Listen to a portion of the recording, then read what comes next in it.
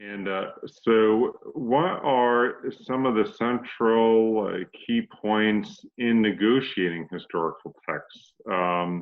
You say you've started to look at some others at the Quill Project. What have been some of the more successful ones in history, and maybe some ones that are less successful?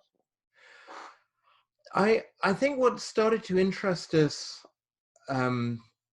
with the projects we've started to look at is how much formality has been a part of these negotiations that we've looked at. And by formality, I don't just mean, there was a kind of obsession with rules and who could speak when and so on, but also that almost every speech made at the convention is made concerning a specific proposition of written text, specific language that is under debate. And that's really one of the secrets to how these sort of processes work. We think of it as a great meeting of philosophers, and the great paintings that depict the convention show sometimes what can look like quite a rowdy scene with people standing and talking.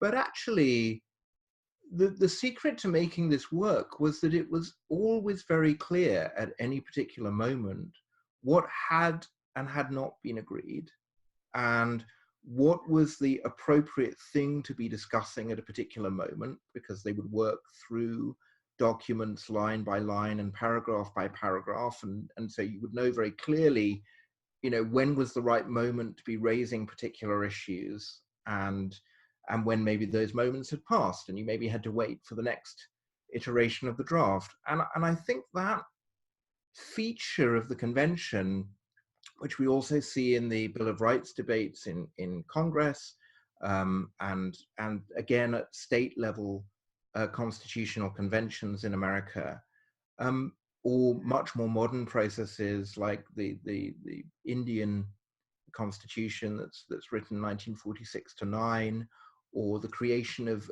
UN documents after the Second World War. All of these processes are very paper-based and really dependent on a secretariat that is able to tell you what you have and haven't agreed. And that, for me, is one of the really fascinating features of these debates. Now, of course, we know that people have conversations outside of the formal settings, and we know that all of that goes on as well. But as far as the formal process is concerned, it really is kept on the rails by this commitment to being very precise about what is and is not under discussion at a particular moment.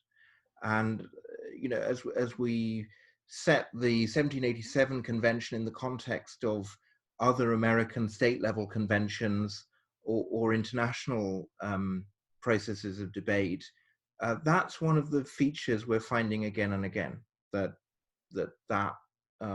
it's that formality that seems to make these processes work.